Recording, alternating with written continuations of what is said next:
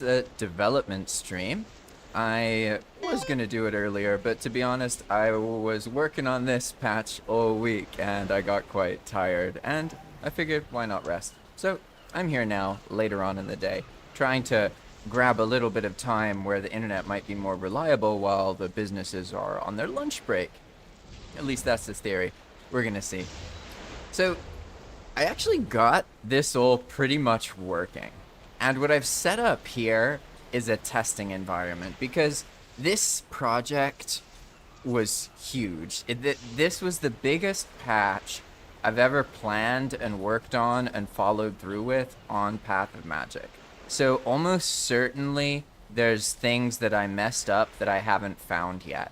So what I'm going to do now, instead of showing you live development, I'm going to show you the after process where I already developed the thing. And I won't go too much into the scripting, but essentially it's kind of like this. We're going to focus on the top part here, so don't worry. This is all just one part of the script. There's loads. There's like 4 bits of it for the moment. But pretty much, there's the special diverger now. Here we have the sailor specialist. Here we have the archaeologist. Here we have the jeweler, etc., etc.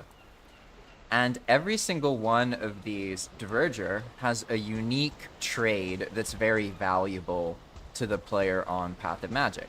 So I made a little test, and this is just for the video, basically.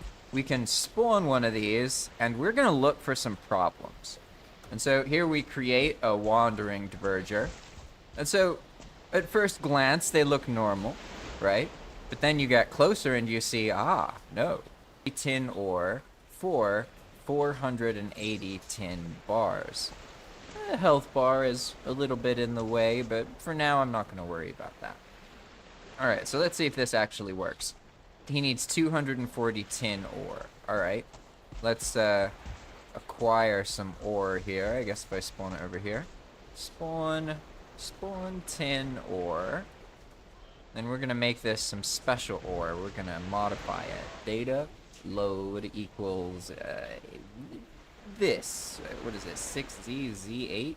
Yeah, don't worry about this. I'm just making it so I don't have to give him everything. Bit by bit. But normally the player would do it 30 at a time, right? So let's imagine we're a player. We're going to take 30, okay, and toss it. What happens? Oh, all right, he noticed. And now he says he wants 210. Okay, I think that was normal. I don't remember what the number was before, but sometimes there can be an issue where it doesn't work right? But, oh, okay, that looks solid, that looks solid. Now, let's see. What if we give him 179? It should give 1, right? 179. Boom. All right. Now he says, give me 1 tin ore. Okay. Okay. So we're going to give him 1 tin ore. And then what? Okay. Okay. So we got a crate. A fancy-pantsy crate. Look at that. Okay. And if we look in the crate, it is blank. Okay, so this is actually a UI thing that happens. What I need to do,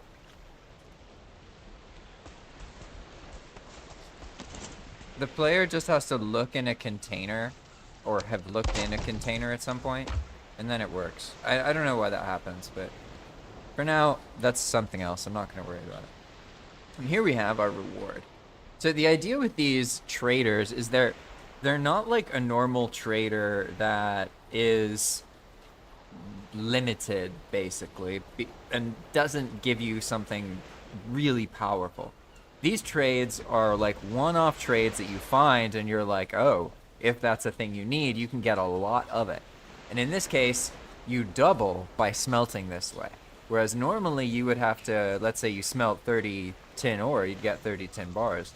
When you give this guy 240 tin ore, you get 480 tin bars, right? So that seemed to work pretty well. I don't see anything inherently fundamentally wrong with that. So what we're gonna do here is actually just kind of get rid of this stuff and remove drops. We're just gonna restart here. We're gonna make a new one. Alright. And there are actually, how many of these? There are 41 of them, I believe. So there's a lot of different outcomes, and that's why I made this test roller to just try. So I'm gonna do this a little bit, and then we have to keep in mind that this alone isn't effective playtesting, because this is what happens when I spawn them directly. But in the actual environment, the player's just going to find them where there's normally verdure, right? So that's what all of these areas behind me are for. These are places I can go to then check out and see how they're showing up and if it's working. Makes sense? But for now, we're going to keep testing these guys. Sometimes they have different requirements. Again, we have this health bar issue. I can tab this up a little bit. I must have changed something, because I actually already fixed that, and I started using a different value to autofill part of it, and then it messed up the spacing. So I'll fix that later. But for now, this guy should accept 80 of any kind of metal ore or scrap. Okay? So let's spawn a couple different examples here. We're going to spawn scrap, black metal scrap. We're going to spawn iron scrap. Right? Spawn copper scrap. What's one of each, basically? That's what we'll do. Spawn bronze scrap. And then also all of the ores. So we have copper ore, right? We have tin ore, right? We have iron isn't an ore, right? Players don't get that. They would get silver ore, though, as well. So silver ore, and then they would also get flame metal ore. Although, I don't know if they're actually... Oh, that's the wrong one. Oh, I added the old one. There we go. I don't know if they actually would give up the flame metal ore in this case, but you do get it earlier on Palm. So let's see. And again, I'm fully expecting to find some problems here. So we'll see. So far, things have been all right. Little things like I'll hide the icon there, that little dot. I'll make that disappear. Also, these other things here, like the spacing, right? That's minor, though. Let's see if it actually works. Do you accept a copper scrap?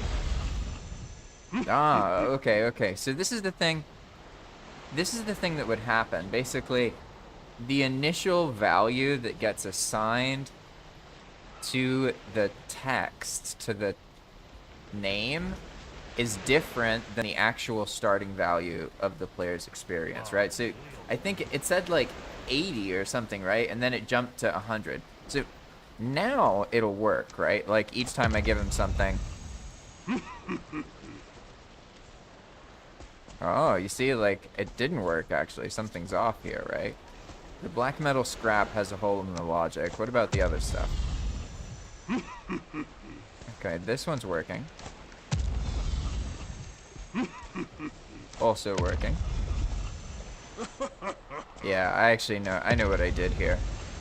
The black metal scrap's on a different system, and I didn't fully extrapolate it, so to speak. So it didn't recognize it. So we actually have two issues so far. Oh, wow, I've already found so many issues. I need a notepad. All right, so our issues here. We're just gonna make them real quick. First issue is the spacing of text. Health bar intrudes. Needs a BR, maybe small. Okay. And then, additionally, we also need to address the issue that the first text of the Dverger doesn't match his current wants value. The wants value is how much they ask for, because it's not set. It actually changes each time they spawn. So this time he may ask for 100, another time it could be 40, another time it could be 10. It really varies depending on the kind of reward you get from the Diverger. So the third issue is that there is a hole in black metal scrap logic, okay? So a hole, this is... it's sort of like a, I mean, I guess you could call it a bug, but from my perspective, it's not really a bug.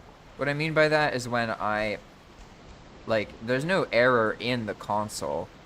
It's just that I wrote it in a way where I made a hole and the situation of the black metal scrap falls out of the logic. And I don't know if that makes sense, but I find it easier if I simplify things that way. So I imagine that there's like an actual hole, and if I make a hole, then the logic can fall out of it, and then it won't go to the end anymore. It's like a pipe, and the stuff's going through the pipe, and when you have a hole in it, it doesn't get to where you want it to go, so the thing doesn't work. Basically. But now let's see if we can make this work. We should be able to just modify this flame metal ore here, and let's use the same thing we did before. We're gonna get a whole bunch of it, and we'll give him exactly what he wants. 94 of them, right? So let's do that. 94. Obviously, the player would have to do this slower, and they probably wouldn't ever give flame metal ore, but I'm just testing out to make sure the mechanics work properly. And so we can see that there are some initial hitches. The labeling doesn't work fully accurately, but once it gets started, it seems to be okay. So let's do it again. So he spawns, but no data. The data gets applied. And then, okay, now he's saying 1,000 black metal scrap for a majestic carapace. This one is gonna work. Yeah, so this one is a bad test. Like, if we give him 3, for example. Yeah, I know this one will work because the majestic carapace is a hard 1,000 scrap collectively. So, I don't know if it, wow, it even worked in that huge quantity. That's funny. So that's actually surprising. It worked pretty well. So that means actually, I now know a little bit more about what is causing the problem. If you've noticed that Verger spawns, and then because reasons, he gets his data applied to him afterwards. Okay? So what's happening is there's a mismatch there, because then it reruns the randomizer, I suppose, and then gives it a different value than its current label, because the label uses the previous information. So in this case, it didn't matter because the 1,000 cost is hard done. So I had a feeling it would work. So let's actually, instead of, I guess we should continue this, but I have a feeling this one will work fine, and we'll need to do something else to recreate the problem from earlier. So data, load, scraps, I think it is. Ah, yeah, I can just go Z8, there we go. Okay, so this gives me a huge stack of flame metal, and then I can just toss what he's asking for. And this is a quick way. But it's also important to keep in mind that when you test things, you can test them from a debugging perspective, but this is only to like get the script working mechanically. You then need to actually test it from the player's perspective more accurately. So I'll do that a little bit more soon. But for now, let's see, we're gonna give him another one. He should vanish, give us a majestic carapace. Yeah, nice. I like how the non-crate stuff looks more, to be honest. It looks so presented and cool looking. Whereas the cargo crate is just like, hey, here you go. I guess I could put this in any kind of crate or container, so it's really on me that I picked the cargo crate. But I just like yeah, there's something about a box of raspberries I just thought was funny, I guess. I don't know. Time for the next one. All right, what are you? You're starting, and then you're asking for 700 scraps. Okay, so in this situation, he's using a roller. So this might not work. If it's correct, then when it doesn't work, I'm gonna give him the scrap, the black metal scrap, and instead of going down from 700, It'll go down from some other mysterious number, and then it'll work. Hey, Left Off, welcome, welcome. Left Off has been playing, he's one of the most recent players on Path of Magic. Good to see you here, good to see you. I'm excited for this update. I have been working on it for a while now. No, I guess not really. It's just been a couple days, but it's been like all I've been doing for the most part. I've been like gardening and doing this pretty much.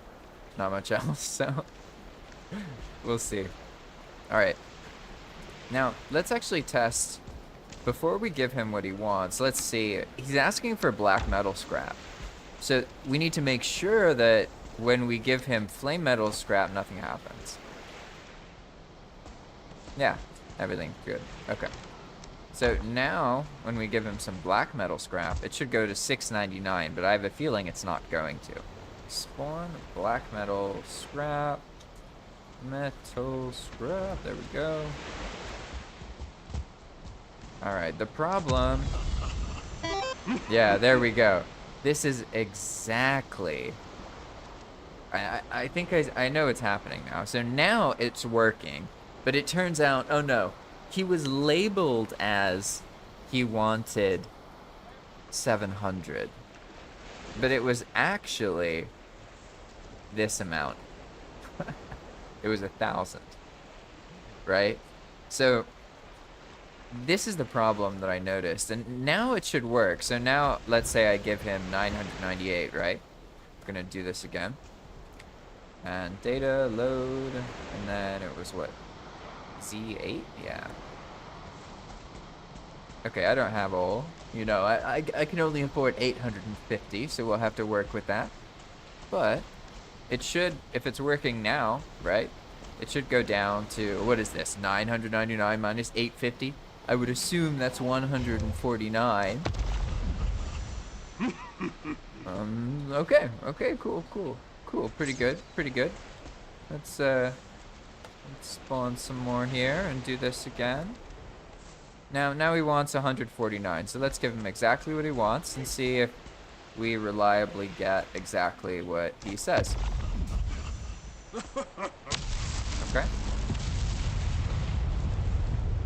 Nice, okay. And so someone on the previous stream pointed out something very obvious. Why wouldn't people just craft them? And you know, that's a very good point, because it is a lot easier to just use the, what is it, 12 flame metal or 20 flame metal?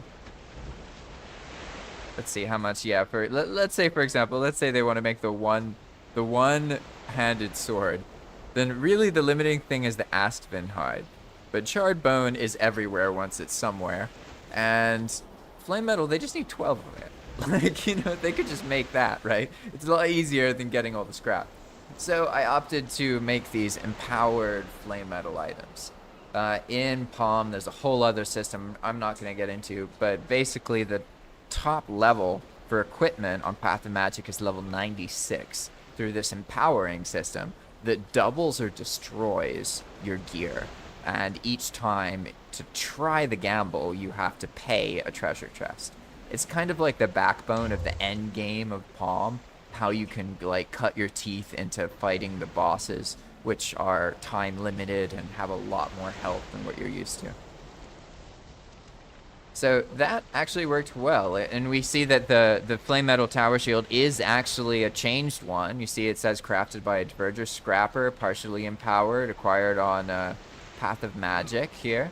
I think maybe I did acquired wrong. Is it ACQ or is it AQC? I don't know. For now, I'm not going to worry about that kind of thing. We're actually looking just for problems, so let's keep going.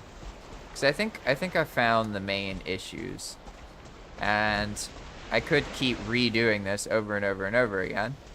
But it's good to like figure out, once you've figured out, okay, these are the problems, those seem to be the main things, I document them, and then I can move forward later on, right? So now we have a key holder. And this is actually one of the Diverger that offers you a progression item like the Majestic Carapace, but an earlier progression item. My logic is, well, I don't know. I lose them. I don't really care much about actually fighting the Elder and getting them. So like on Labrat's playthrough, I haven't done the Elder or anything. Like no, I didn't do the Bone Mass chest, but I did the Elder chest, and I got a crypt key, and then I lost it, and then I had to do it again, and then I lost it. So I'm always losing my crypt keys. I don't know how. I managed to somehow. So let's see now. We have 701, but probably this is the fake one, right? It's that first thing, and it's asking for something. So let's see. Oh. Oh, he didn't even accept the black metal scrap, right? But this is actually just the same problem that we saw earlier. This is the situation where the black metal scrap has a hole in the logic. So in theory, if we just use something else, right? Like if we use some of this flame metal, then they'll accept it. Let's see. All right. So here, interestingly, it was accurate. The label was correct. They did have the same value. Curious. Let's give this this verger the rest of what she needs, so to speak. And then we can see. I think we're ready to move on to the actual gameplay environment testing, right? So let's give her 604 here. All right. Now we should be able to just keep it going. Let's test some other things. What happens if you spawn just a bunch of them at once? The player wouldn't do this, right? But let's spawn flame metal scrap. I think it's called flame metal scrap. No, scrap. Oh no, flame metal ore. That's right. Ore. There we go. Flame metal ore new. Wait, you want 94 of them? What happens if I just spawn all 94? Whoa. Okay. She took one. Well, that's surprisingly durable, to be honest, as far as scripts that I've worked on go. Very interesting. Okay. So let's put this away so I actually loot this stuff.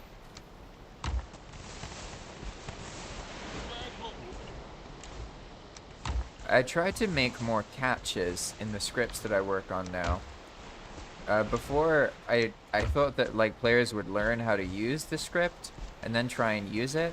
Whereas now, I try and make it assuming that the player doesn't know what it is, and they'll just find it, right? That's why I think it's important that it's clear to the player, like, oh, this isn't just some random name. You can do something. You can interact with them. I don't have to know that I can interact. I just see that it says, you know, give me this for that. You know, that's pretty simple. And I like the I spent a bunch of time after Zeal. I was talking with Zeal and he helped me find some really cool visual effects. So thanks for that. That was fun. I'm happy with how they look, actually. I really like the interaction with them. That part's solid for me. Well, we got our swamp key. Okay, so that one behaved as expected. So now let's actually look around and see what's going on here, because we didn't just make these Verger and give them the trading, and we also have to make like a way for them to show up in the world, right? So basically, anytime a Verger shows up normally, there's a chance that it can become one of these at random. And they're kind of categorized into all or the easier ones, right? So let's look around a little bit and see if we can find any naturally, so to speak, occurring in this area here.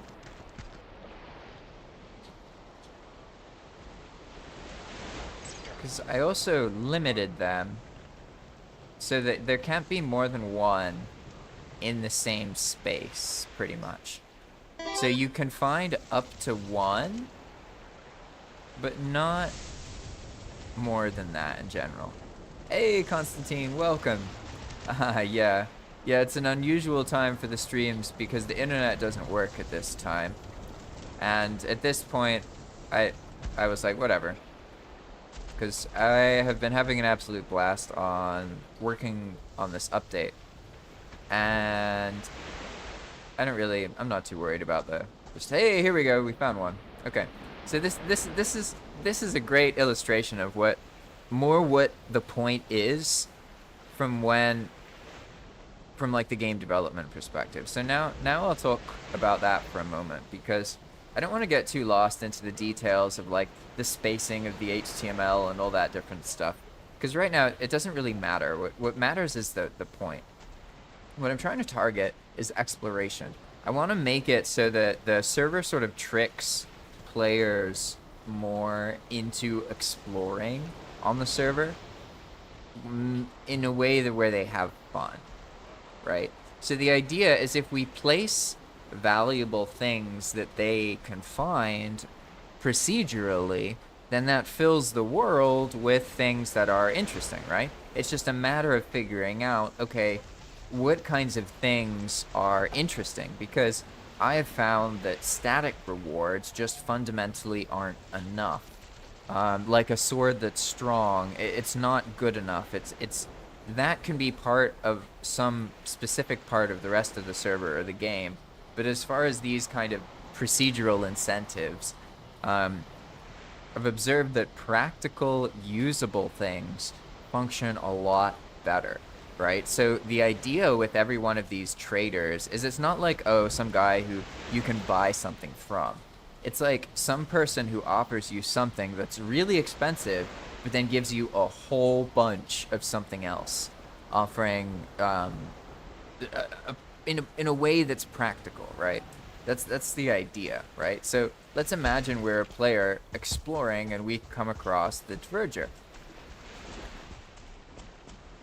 There's, in this case, a Diverger scrapper living inside this particular place, right?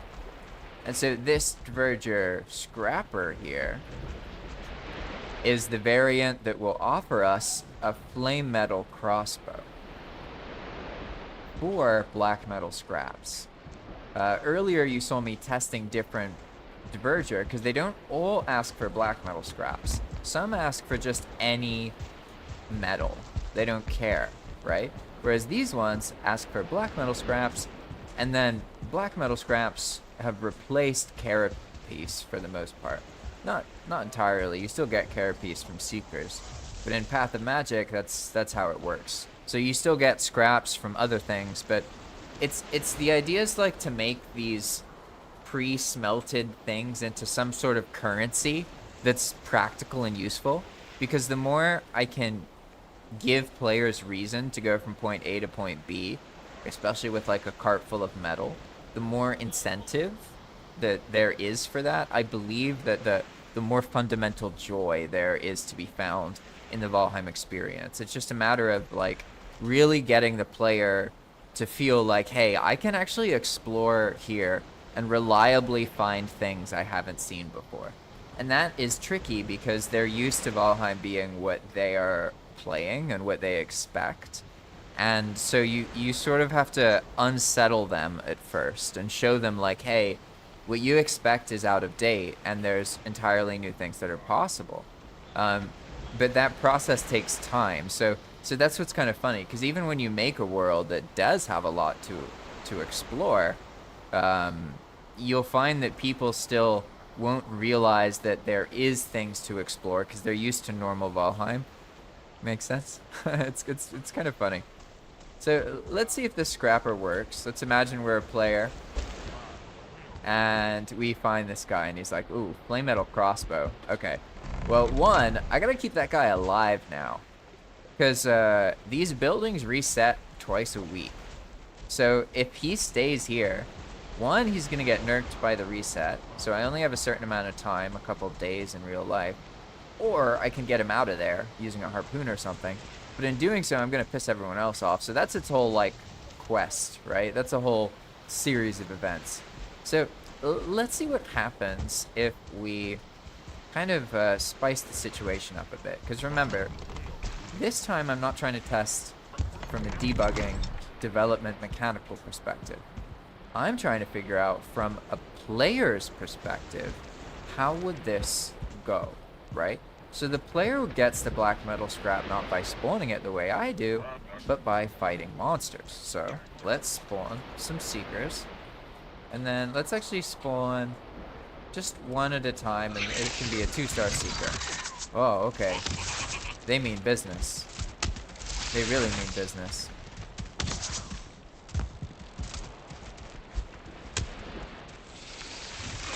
And you can see, well, there goes the chance for that trade, huh? All gone. And so that's something else to think about. How do I want to handle that? Like, I think that the player shouldn't get everything back, but all of their scraps being taken away, I mean, now it's fine, you know, it doesn't really matter. It's just this seeker, I didn't give him anything. But what if I had given him like 700 things and I've been working on this for a day, and then a Zhao comes in and kills him? Like, he then should probably drop that amount of stuff, or at least a return on the stuff. But that's kind of a niche thing. I'll add it to the list anyway. Seems like an update kind of thing.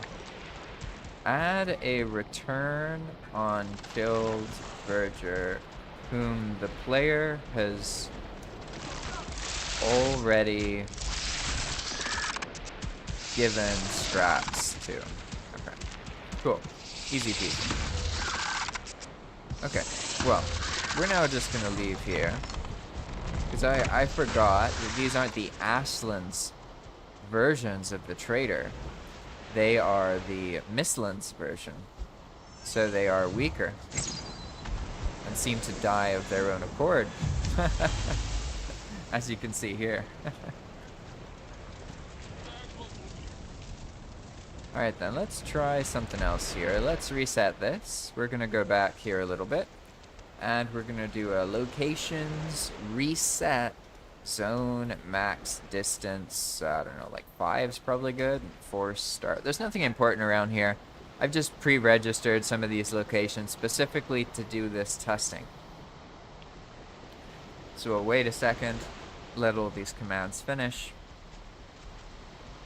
And now, what we want to really get a feel for is the kind of the rate at which there are these special verger out in the wild, because I'm torn for the moment. On one hand, I see value in there being one in every building, but on the other hand, I see value in it being every other building, because then the player might not find one, and generally human psychology is more favorable towards uncertainty, even though we run away from it. Like, an uncertain reward seems to elicit a more provocative response in the gamer than a reward that they get every single time. For some reason, people and gamers tend to think that, oh, I'm gonna get the best one, you know, or I'm not. And you can use the fact that they're gonna think they have better odds than they do to, you know, adjust their experience. You can go either way, you know, you can make that a pleasant or a taxing experience depending on what you're trying to do. But in this case, I'm just trying to figure out, alright, how often do these special guys show up? Because they do show up, right? But we have 4 buildings here. This one is not registered, that's fine. What about these ones? Okay, so nothing so far. Let's reset it again. And so that was 4 of them. And now don't be misled, okay?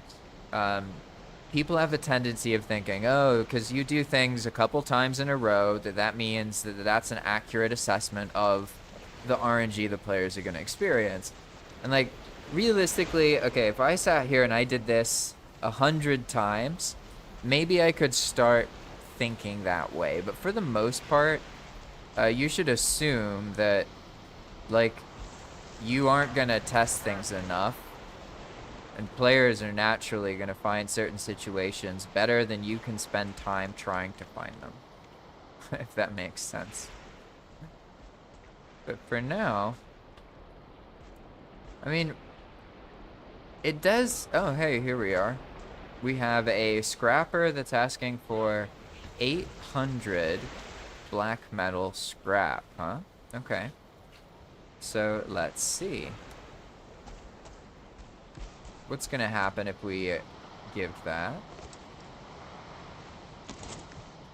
Now, the black metal scrap is problematic, right? But it seems to be not problematic with just the black metal scrap seller. So let's see what happens in this situation.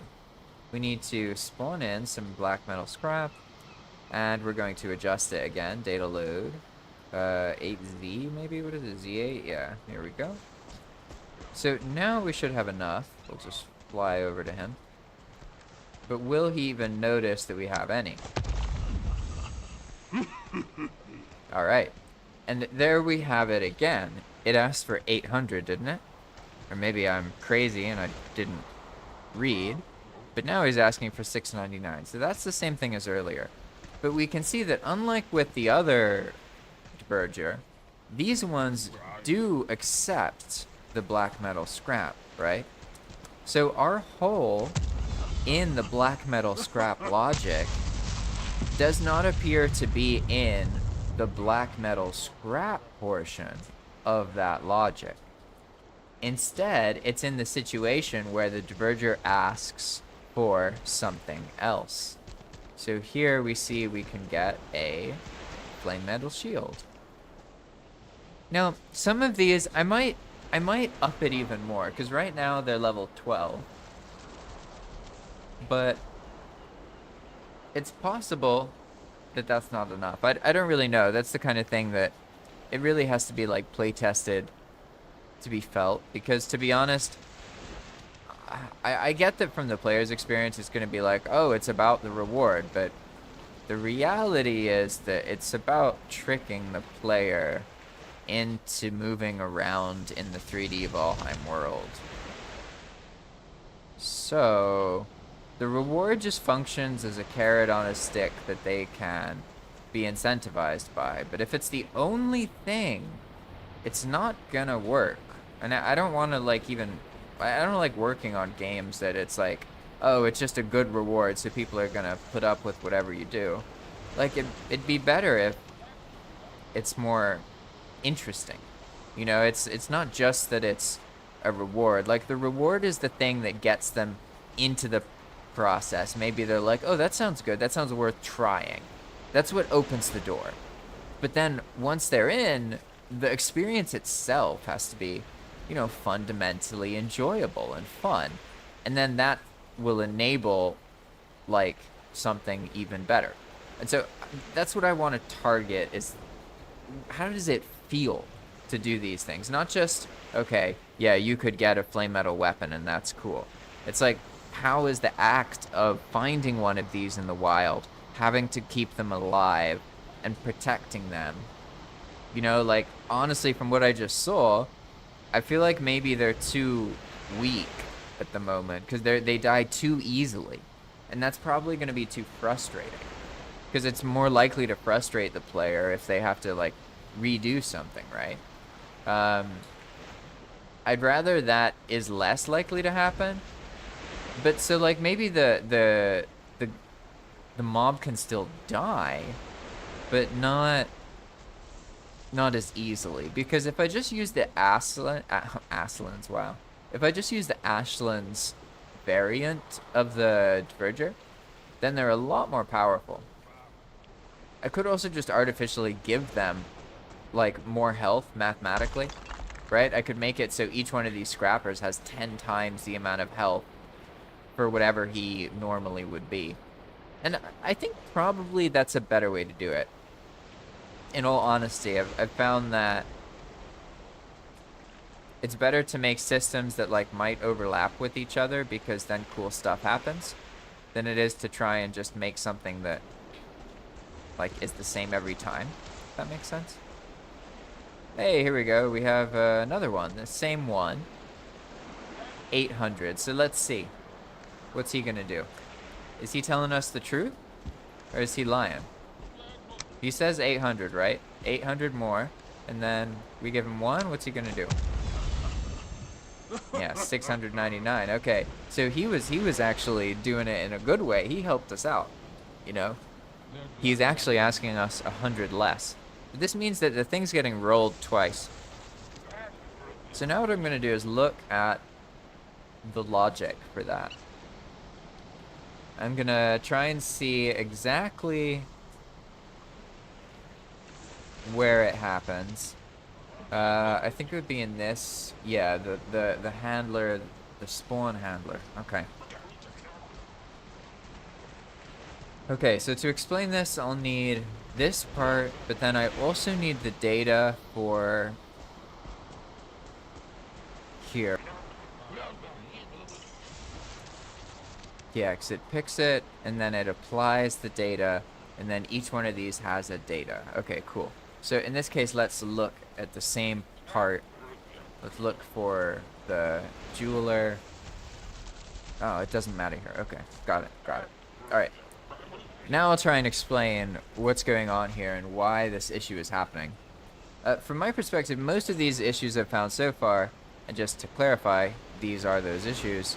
First of which being the spacing of things, second of which being the initial text doesn't match. Then the third is there's a hole in the logic, and then there's some other variant. These two are important. I want to fix these because they're more likely to jeopardize the gameplay experience, whereas these ones, as long as I handle it properly, like if I make the Diverger strong enough, he just won't die that much, unless the player like just hasn't been paying attention at all to him, right? So I think I'll probably focus on these two. So to figure out what's going on, we have to look at how the Diverger is spawned, because its data essentially gets applied twice, and that's probably me doing it ineffectively. And let me explain why I found that I had to apply it twice. Essentially what happens here is the first time you apply the data, or you spawn the thing, this stuff shows up, right? But it doesn't then also pull the value of things, if that makes sense. You then need to do a second step to get it to fill things properly, to like fully do them. At least that's what I've found. You have to do it twice because like this, for example, something about the way this happens makes it get applied better in 2 steps. But then in doing that, some of the other data is getting adjusted. So pretty much, this is the data file.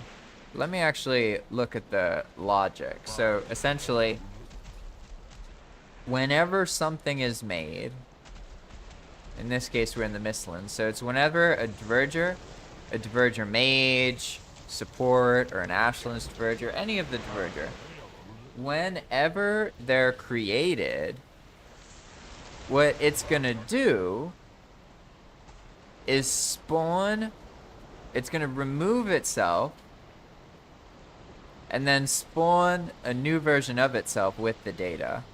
And that is for reasons just so the logic continues and I don't have to do inject data. That's another thing I won't get into. There's a reason for that. But then after this part, it then targets itself again to then apply the rest of the data. So realistically, what I should do is I should edit my tester and see if it adjusts what I think it will. So basically what I think is happening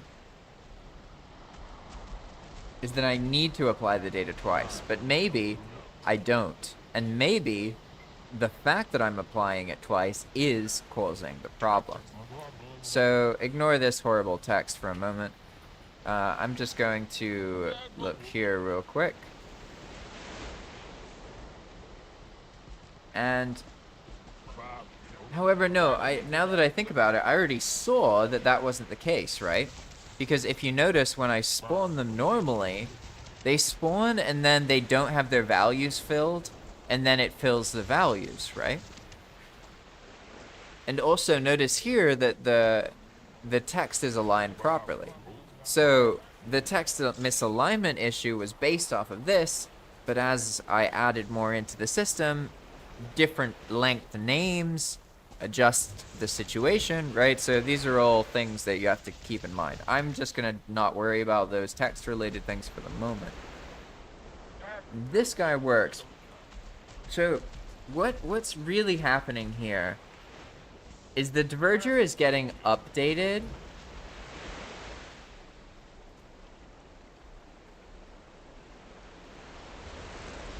And his name is getting updated. Oh. I think I know what's happening. Okay. Let's see, where's the update portion? There's a list of updating portion somewhere. Where is it? Here it is. Alright. Okay, so before this happens. Okay, it does this. It uses that data. So then if I look in the data. Ah, of course. Oh. I see. Okay. So we have the original spawn data. Right? And then we have the update data. The update data is what applies and what starts taking into effect once the player has been giving stuff. And that part seems to work. But what's happening is this is getting run, and it's rolling this. But then when it does it the second time, it's rolling a different number. And it's showing the number from before it rolled the new one. That's basically, this is a common issue. Dakar's explained it a couple times in the Discord, but I keep finding myself face to face with this issue over and over again. But when you apply data, it's like, sometimes it's hard to understand that it happens so quickly that like you can apply the data to itself before it realizes that itself has changed. So you then have to add another part to the logic after that point to show what the new value of the data was. Yeah, I'm not going to try and explain that, because the more I explain it, the more confused we're both going to get. So for now, just understand that the main issue is caused because I use this randomizer here. And what this does, this is called a value group, right? All it does is it goes basically to a pre-existing data over here, actually. And it would go, look at this, right? So it's like, okay, you're asking me to pick one of these values. I'm now going to pick equally between all of my entries. And my possible entries are a 400, two 600s, four 700s. So most of the time, more often than not, it'll be 700s or something near-ish to that, right? But sometimes it could be 1,000. Sometimes it might only be 400, right? So this is rolling that, and we also have a cheaper option. So some of the buffs aren't worth all of this, so they get a cheaper one, right? It depends on each situation. So essentially, what I want to make sure of here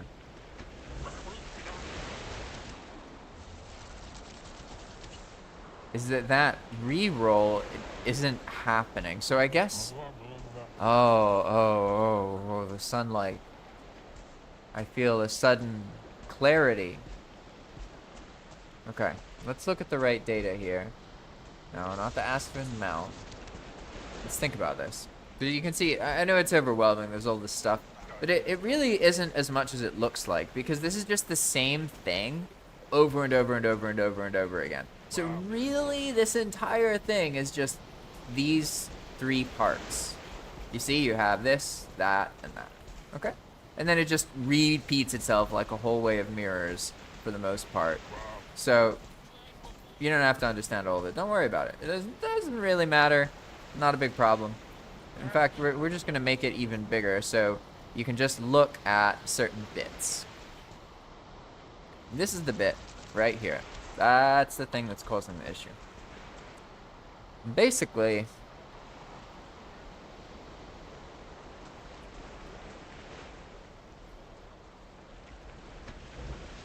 Ah, you know what?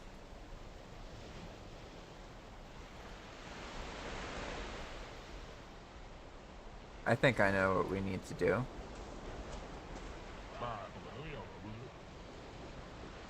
Yeah, it's actually very simple. There just needs to be another one of these that's specifically meant for the second layer of the spawn. It's separate from these ones. This is like a check to quickly verify, like, is this the brewer guy? Yeah, it's got this. Okay. This is what updates as the player fills it. It looks at, oh, how many scraps, etc., etc., etc. So this is what responds to what the player is doing. This is the original spawning part. So it spawns, it fills the values, but when it first makes them, they're basically zeros, right? And so then for things like this, these custom ones, it makes them the second time when I reapply it, pretty much. It fills them. So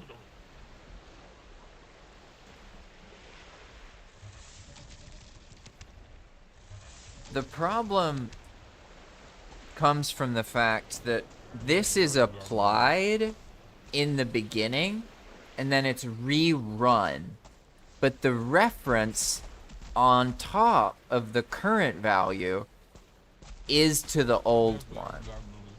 So for the second application of the data, I can make each of these have something like this. So this is Diverger Brewer Specialist normal, right? And so what I could do is have it be something like this. It would be like Diverger Brewer Specialist second data. Okay? Very simple. And it's just the same thing, but only the parts that need to be updated, which is pretty much just this. Because these will, at this point, have already been set. So pretty much what happens is it runs through, and it spawns it successfully with this any scrap as a string called wants type. That works. The problem is, it also tries to do this thing, right? Which shows the text. This is the name. And in the text of the name, you have a reference to the value of this wants scraps thing, right? Which is down here. But when it's first made, this wants scraps thing, it doesn't exist yet, right? And also this stuff here, because this field is basically, it's like as if it's filled simultaneously at the same time as everything else. So it doesn't, that's why you have to do it like that second time to get it to populate the text field here properly. Because the first time it'll do this stuff, right? That's fine. But it won't fill this stuff, the label, properly. So our issue is that it's then redoing this part the second time. So I guess, really, it looks like all I need to do, my actual problem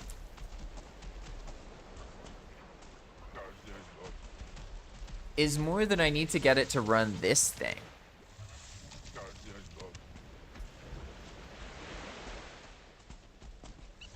I don't actually need it to re-roll.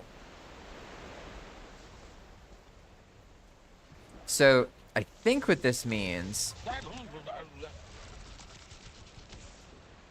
Ah, alright. I think I get it.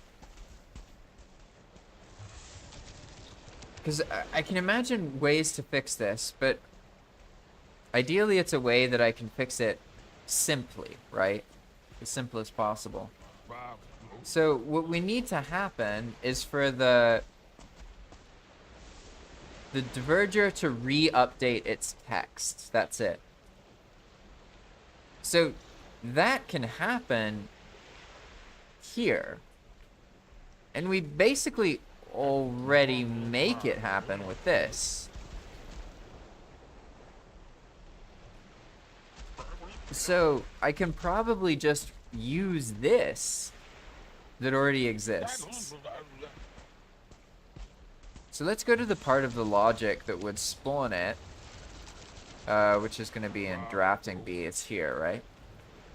So when it gets created, it'll apply the data, and then it tries to poke itself to apply the data, right? And then I've made a poke that spawns the data again. But maybe instead of doing this, what I should do is reference the pokes that actually update the name. These ones. And we can see how that works. So instead, we're going to take this thing here. It's called a update diverger scrapper poke. And it has it's like a bottleneck that all the logic flows through for every different one, right? So we're going to use that in our testing file here. And that's essentially what this is trying to mimic. All of this extra stuff here. But when I first tried it, it didn't work. And I think that may actually have been because of a different problem. So what I'm going to do now is I'm going to remember this. And all we need to do is make it so each diverger pokes this parameter name. And because I'm just doing it for testing, I'm going to just open the file directly. It's up here, this expand prefabs wandering diverger file here. And we're just going to go down, and each time it does the poke here, see it pokes the NPC talk after 3 seconds, as long as it's a wandering diverger, and then it reapplies the data, right? Using a poke called spawn diverger data, which is all of these outcomes down here. But instead of doing this, I'm going to try and see what happens if I just get it to update itself. Just update the text name. Because it looks like that's the problem. That's what's happening. It's not getting updated properly, and I already have a way for it to update. So I should just reuse that existing way and verify that that is what is going on. So let's start from the top. Let's go down. And we find this parameter. All we have to do is just change it to this other parameter. That's it. Because we already have everything else set up. And so it'll mean that the pokes at the end of this don't get used. But that's okay for now because I'm just testing this and trying to get things figured out, basically. And that's it. So that's all we had to do. And now we're going to save this, and it's probably going to, honestly, around 9,000 kilobits. It might kick us off, it might not. It depends. For now, though, let's go back here. And I'm also going to reset all of these locations, but I'm going to wait for the file transfer thing to take hold, for it to kick in, so to speak. Let's see how that goes.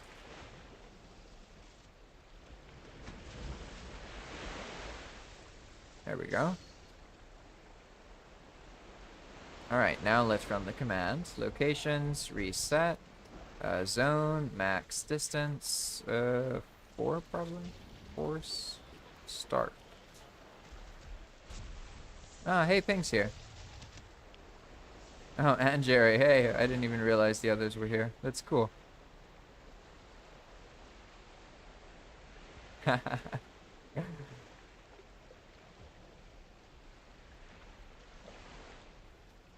Alright, so now let's see if we can get any of these guys to show up.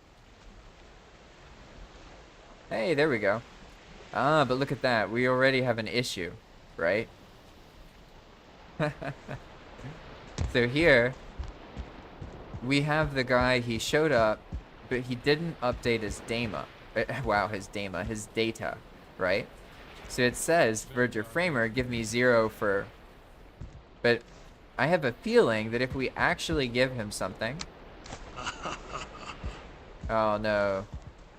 It's the situation where the black metal scrap is not working. So I think in theory, he actually has the fields. They're just not getting updated. And this is the issue I pretty much have to figure out. That is what I did. I responded to this problem before.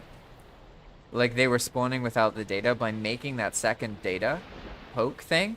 But then in doing that, right, I made it so that I had a new problem to deal with. So I got to take a think about it after I reflect for a while. But for now, I feel pretty solid about this, to be honest. It's come out quite well. I'm happy with it. And the things that I can fix, I feel, yeah, like I know how to fix them and it'll be reasonable. It's not like some big issue. All right, let's check over here, and then I'll see. I'll just try spawning it myself. Because earlier, I can already tell I need to make them more common. Maybe like 3 times as common, something like that. But for now, pretty solid. All right, let's turn Ghost off. Because this won't work otherwise. And what I want to do is make... that's right. Make Wandering Diverger. No, that one didn't work. Oh, no, it's create. That's right. Create Wandering Verger. Nice, okay. So we can see that I have broken the part that applies the data, right? So now they just say, give me 0 for 0. They probably have the data, but it's not applied to their name yet, right? Oh, interesting. He took the scrap. What I want to find is, I want to find one of the enemies that is not one of the black metal scrap guys, and see if updating them causes them... Yeah, okay. This guy, I believe, accepts, like, iron scrap and other stuff. So... let's see if that works.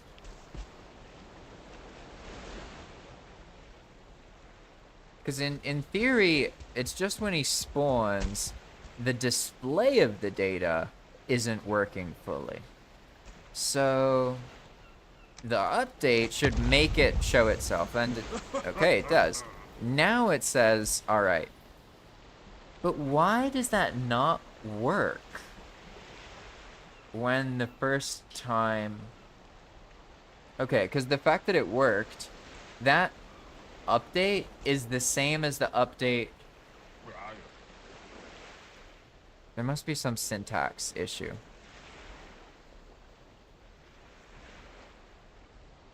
Let's see, no, what did I do? I was doing it in this one.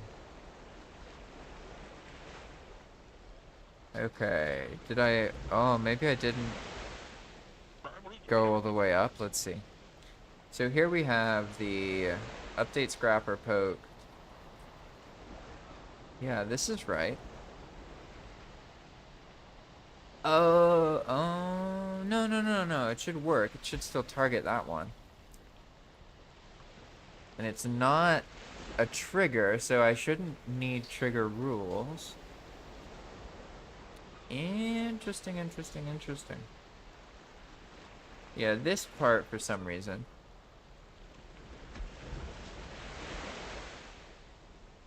isn't running.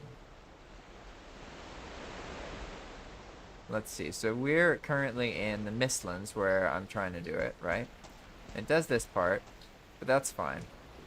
What about the say? This is the spawner that I'm using, right? So it spawns, and then it does this after 4 seconds. Where are you? And it should target this and then cause it to update its data.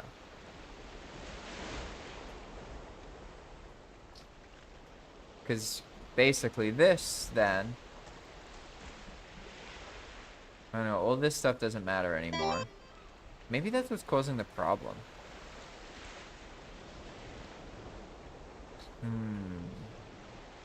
Yeah, so see, I can use these, and then I'm in this situation where they spawn, and they have the wrong number at first, right? So it's like I have one kind of problem, or I try and fix that problem, and then I have a different kind of problem. Make sense? So like I haven't figured out a solution that doesn't make a problem. I've just figured out a solution that fixes that but makes a new problem. So alternatively, yeah, why does the second run of it work? So something is causing it to not catch that first run. So what is that? It's gonna do this update Verger Scrapper Pote, and then it's gonna run based on the filter.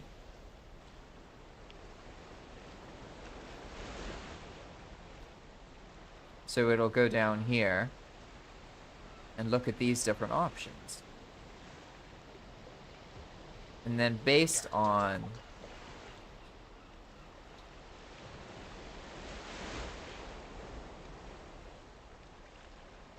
whoa, wait a second. What's oh no, this is the draft one. Okay, no, I don't want that. I want this one.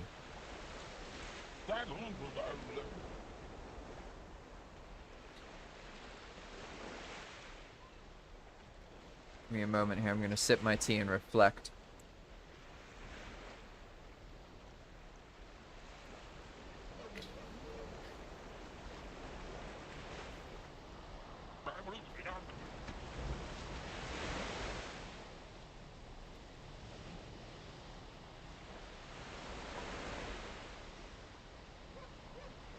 Okay. I think I get it. I know what I have to do.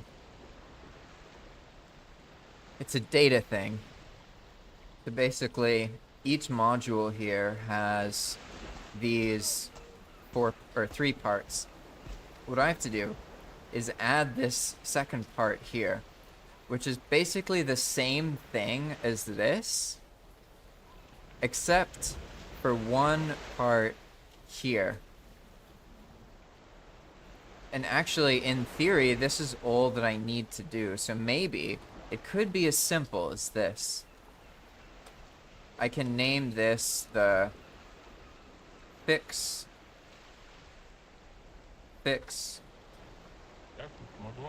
wants scrap problem. There we go. That's very simple, right? It says what it's trying to do. Now, this being rolled twice is the issue. So, what I can do instead is, knowing that it's already created and has been rolled by the time I run this variant, then all I have to do is set the want scrap to equal itself. This. And then that should, in theory, fix the situation. Because then it can just refer to this and update it, right? And in that case, I could then apply it. Alright, so I might actually just be able to patch this without fixing the main one. So I'm gonna make temp patch. I'm gonna see if I can just add this data in a kind of ghetto way without intruding on the others, because the others are online right now. Let's see. We're gonna see if we can do this. So I just add this to a tiny, tiny, tiny little new data file here. Open them up. Boom. See, very simple. Just fix this. That's it. That's all I'm adding, and I'm saving it. Nothing else. And so now that's been added to the server. We can now refer to this data, fix the want scraps problem, which will then cause the want scraps to apply itself as itself instead of rolling a new amount. Okay? Because in theory, what's happening here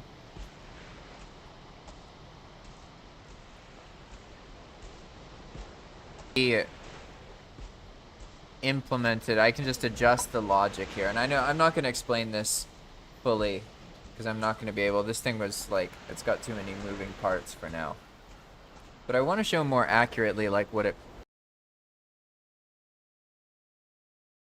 make it so that it actually runs these pokes instead of trying to replace them like I did previously. And it looks like luckily I actually hadn't edited this file, so I can just keep using this version and then I can work on this and then just replace the entire other one. And it should be okay.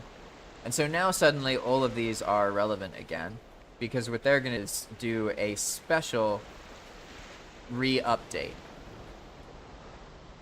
And this is the part where I have a chance, okay, because we're applying data without inject data. So the logic sort of ends here. So these are sort of like dead ends. We can't then poke away from them, or at least we shouldn't. Or at least I haven't had much luck doing that. So the situation then becomes, later on, we need to trigger it to then do another one. Except this time, we're just updating that one field.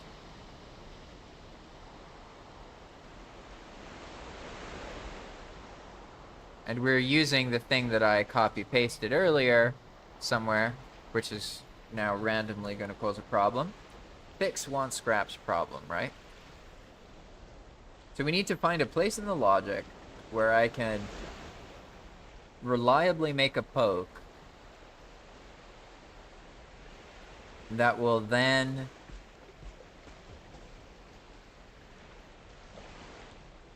reapply the data.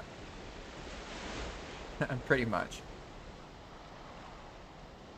It looks like here is a good spot to do that because we already start this one and we are spawning with data instead of applying data to the triggering prefab. So this can be poked off of and continued. It won't just end the logic, but it makes something with data and then works on it again, right? This thing here. So what we can do is actually just make another poke. Basically, we're going to go under here. Let's imagine, all right, let's be a bit liberal, give them more time than it needs. Let's say it spawns, 3 seconds later, it updates the name, and then 3 more seconds later, it makes sure that it's finished, right? It does this part that we're looking at right now. This fix wants scrap problem, okay? And so it applies the data and fix wants scrap poke. Okay? We now need to make this poke because I did this wrong. It doesn't apply the data. This actually is a filter.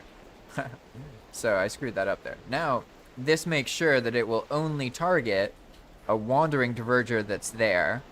And here it says 1, but let's just in case, let's up this, because maybe it targets 1 and it gets removed, so it needs a second attempt or whatever. I don't know. I'm going to make it 10. There's no consequence to having it target too many wandering diverger to tell them to update their name. Makes sense, because then they just update their name. It doesn't add a new value to it. So we have that in. Targets NPC talk.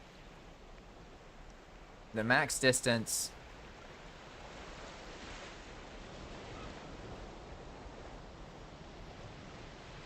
I think one thing let's do is, no, honestly, that's fine. I think that's fine. Now let's make the next part of it, which actually performs the, adds the data basically. We want to target the same prefab that's in all the diverger, and then for type we're going to do a poke, and then it is the fix wants scraps poke. Okay. And now if we use data, it's going to actually apply it. And not only is it going to apply it, but it's going to respawn the object for a second. And that's going to update whatever else wasn't updated to this point on the client. Make sense? I don't know if that makes sense. I don't even know if it makes sense to me, but that's what I'm saying. And I'm going to go with it. So we should just be able to, now that we have added the data file, in theory, we can now just take this. And actually, but because I'm already updating the file, I'm going to do the other things as well. I'm going to increase the rates of these NPCs. I think they need to be tripled. So right now, for example, this is 0.8. So let's see, that would become 24, right? And here, this one is 12. We're going to make it 36. And here, this one is 220 already. I think that one's okay. I haven't been playtesting that. I've just been playtesting the ones out in the open. So these are probably fine like this. The main thing is in the mistlands where they actually spawn in large quantities. Okay, so, but aside from that, we have now added this other poke front end here. And it's only going to occur in this outcome. So I need to make sure I then add the same poke front half to these other outcomes. And then they'll then do this. So I don't need to redo that part. But what I do need to do is this other part here. And I need to find every time that it tries. And then I'm just adding this other poke that happens 3 seconds later. Okay? It's pretty simple. And now also, we need to do it here to test this spawner, right? So it spawns the data, and then 6 seconds later it tries to fix it. Okay? And now we're ready to actually copy paste, go into the spawner manager here, and save it. And hopefully this won't kick people. Because it's not that big of a file. It should be okay.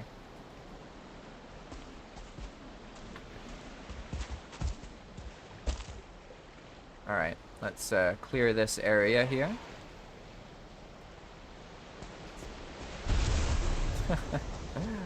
Oh, I really like the Diverger, to be honest. Can you tell? I think the Diverger, one of the cooler parts of Valheim. And in a way, it's almost interesting.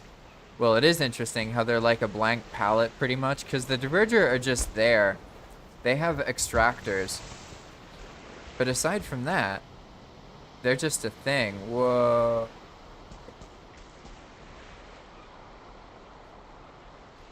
New problems. Alright, let's see now what happens. We should be able to do our test here. It is create wandering diverger. And then boom, he gets created. 3 seconds later he gets poked to be updated. And then 3 seconds later he should be poked again.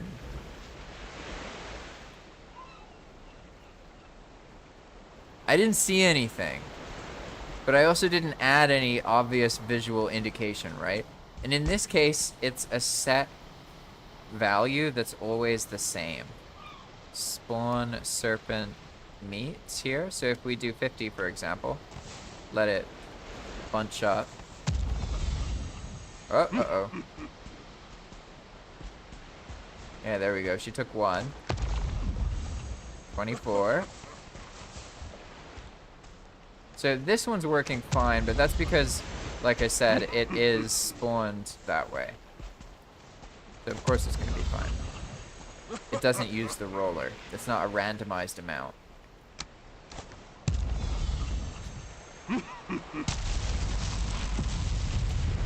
And she gives the stew. Okay, so we got this back into a working state, right? But what we don't have is the situation. We're still gonna have the problem with the black metal scraps, but the main thing to fix, they update themselves. Then this part. Okay, this is the thing. Does he really just want 5 of any scrap? Like, really? Let's see. I don't know. Let's see. The black metal scrap won't work. I'm assuming, because I have that hole in the logic. Right? Yeah, some laughs and nothing else. Okay, that's fine. But then what about the... Let's do, I don't know, something I haven't done yet. Scrap copper. Spawn copper scrap. Let's do like 10.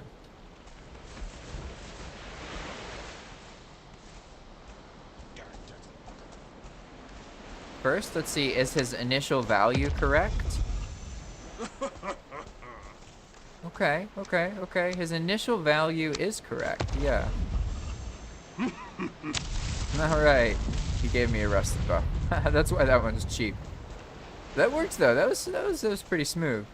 Alright, let's do it again. Alright, in master. 5 scraps. Oh no, of course it worked, because this one's a hard-coded one. Ah, yeah, of course. Alright, there's a hole in the black metal logic. I already figured that out.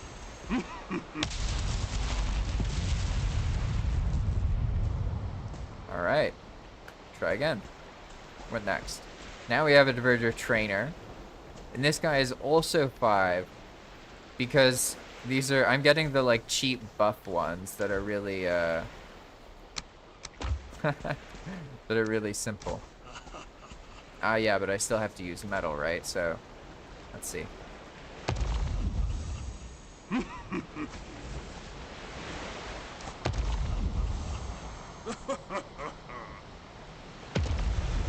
Nah, it didn't count. I see. That's funny. So if I, because I spawned it and he took it immediately, it like doesn't realize how much it is. That's funny. All right, we got Fader. That's cool. So those ones are working, but those don't use the rollers, so that's fine. Here we go. This one uses a roller. Okay, 700 black metal scrap. What about our other scrap? No, she doesn't care. Okay. What about our 5? It should go to 695 if I can math right. But no, it goes to 995. We see? But then now, every time moving forward, it's fine. So basically, we're back where we started, and the poke that I added doesn't do anything.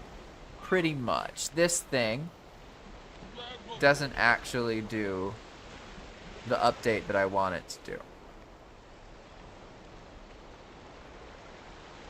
Which I guess means... Oh... Silly me, of course not. It needs more than just that data. It needs to update the name too, doesn't it? So I also need to set the name field to itself. Maybe. Maybe. I don't know. I'm feeling hopeful that all I have to do is change this one part right here. I'm feeling genuinely hopeful. Let's see. So maybe if I also do... Let's see. Go to data. This thing? I think I can just set it to itself in the same part of the data, and then maybe it'll work. We'll just go to strings, and then it's the humanoid name thing here, and now we go string, and then I don't know, does it work with the double thing though? Oof, I don't remember. Whatever. I'm gonna go for it. Hope that works. I don't know if it does though, to be honest. Maybe it needs like a double bracket. I guess we'll see in a moment. It might just mess everything up, or it might solve our problem. You never know. The good thing about these little data patches is they're tiny. So you can just like update it and then retry and update and retry and just keep doing it. Sorry, Diverger Troll Worker. I know. Life's hard. Alright. Now I'm gonna take a different approach here. Gonna make some stuff and kinda tired of just doing this over and over again. So we got our black metal scrap, which is our main culprit.